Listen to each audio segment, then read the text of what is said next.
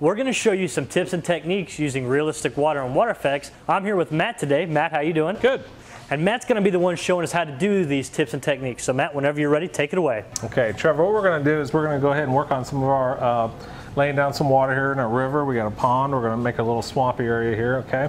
We're going to focus on using some darker paints to show the depths and give you some more shallow areas on your water layouts as well. Excellent. Okay? Now on the one here on the left closest to you, you can see I've used a dark in the middle. Okay. And then I tapered that off to the edge, and that's going to give you the illusion of a little bit shallower on the edges as it gets deeper in the middle. Now the one I'm working on here, we're going to go ahead and completely paint that whole thing in, and this is nothing but with a Woodland Scenics water undercoat right out of the bottle, 100%.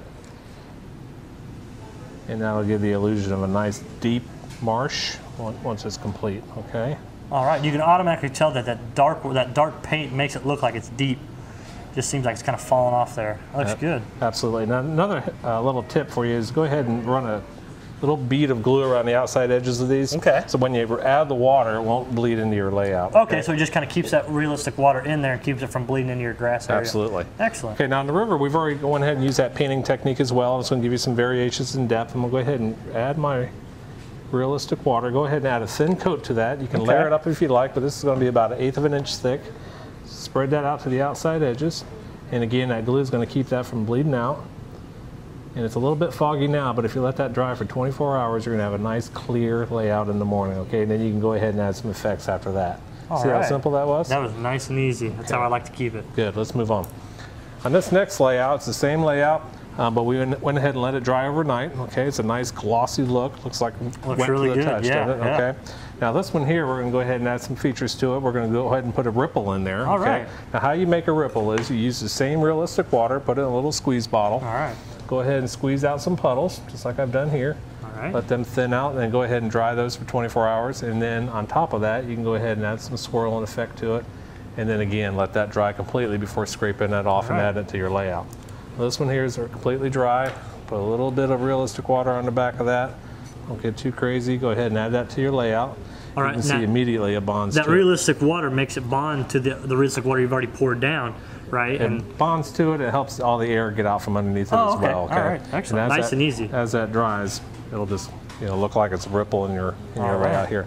This one here, we've added some Woodland Scenics rocks to it. Okay. Now what we want to do is add a little bit of current to this, and we're using a water effects product sold by Woodland Scenics, and you just go ahead and squirt that behind your rocks. And you can see this stuff is a little bit thicker than your realistic water, correct? It's a lot thicker, so you have a lot more time to work with it, and you can do a lot more stuff with it. Okay, Excellent. You can make waterfalls, current, whatever it is you want to do to your layout, you can do it with the water effects. And I can see you're just kind of going natural with that, just wherever those lines go. Exactly. Use your brush, get creative, have a good time with it.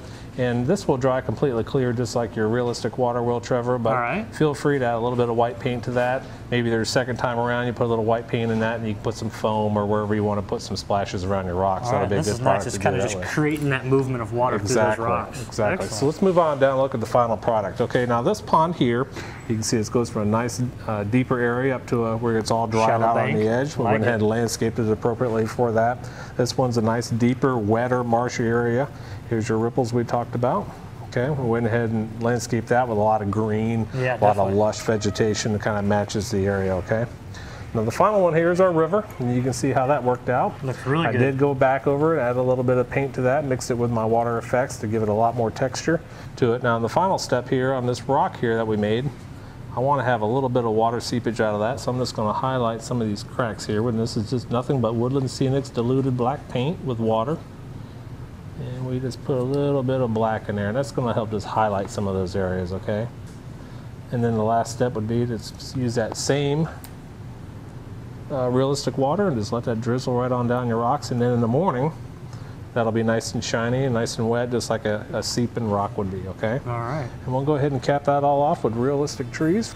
These are Woodland Scenic Classics. The great thing about this is all done with Woodland Scenic products. Yeah, and it's all fail-safe. Anybody can do it. This didn't take but a couple hours to do all three of them, as a matter of fact, so that's your final product. I don't know about you, Matt, but after looking at all this water, I'm ready to go take a swim. Sounds good. Hey, thanks for showing us these tips and techniques.